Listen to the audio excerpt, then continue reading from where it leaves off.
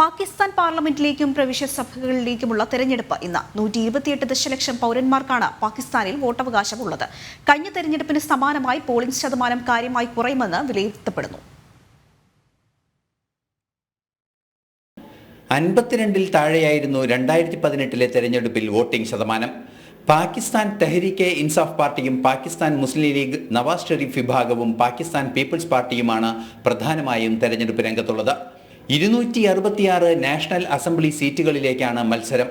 ഇതിൽ 60 സീറ്റുകൾ സ്ത്രീകൾക്കും 10 സീറ്റുകൾ മുസ്ലിം വിഭാഗങ്ങൾക്കും മാത്രമായി സംവരണം ചെയ്തിരിക്കുന്നു. പഞ്ചാബ്, സിന്ധ്, ബലൂചിസ്ഥാൻ, ഖൈബർ പങ്ക്തുൻഖ്വ തുടങ്ങിയ പ്രാദേശിക അസംബ്ലികളിലേക്കുമാണ് തെരഞ്ഞെടുപ്പ് നടക്കുക. കടുത്ത രാഷ്ട്രീയ സാമ്പത്തിക പ്രതിസന്ധി നിലനിൽക്കുന്ന പശ്ചാത്തലത്തിലാണ് തെരഞ്ഞെടുപ്പ്. 30%-ലേറെയാണ് രാജ്യത്തെ പണപ്പെരുപ്പം. അൻവർ ഉൽ ഹഖ് ഖക്കറിന്റെ നേതൃത്വത്തിലുള്ള കാവൽ മന്ത്രിസഭയുടെ ഭരണത്തിലാണ് നിലവിൽ പാകിസ്ഥാൻ. അഴിമതിയും തെരഞ്ഞെടുപ്പ് അട്ടിമറികളും വ്യാപകമായി പാകിസ്ഥാനിൽ സംഭവിക്കുക പതിവാണ്. മുൻ പ്രധാനമന്ത്രി ഇമ്രാൻഖാനെതിരായ അഴിമതി കേസുകളും തെരഞ്ഞെടുപ്പിൽ പ്രത്യേക ചർച്ചാ വിഷയമായിരുന്നു. 5000-ലേറെ സ്ഥാനാർത്ഥികളാണ് തെരഞ്ഞെടുപ്പ് ഗോതയിലുള്ളത്. 160-ലേറെ ചെറു രാഷ്ട്രീയ പാർട്ടികളും പാകിസ്ഥാനിലുണ്ട്. വലിയൊരു ജനവിഭാഗത്തിന് വോട്ട് നിഷേധിക്കപ്പെടുന്നതും വോട്ടവകാശമുള്ളവർ തെരഞ്ഞെടുപ്പിനെത്താത്തതും പാകിസ്ഥാനിലെ ജനാധിപത്യ സംവിധാനത്തെ ദുർബലമാക്കുന്നു.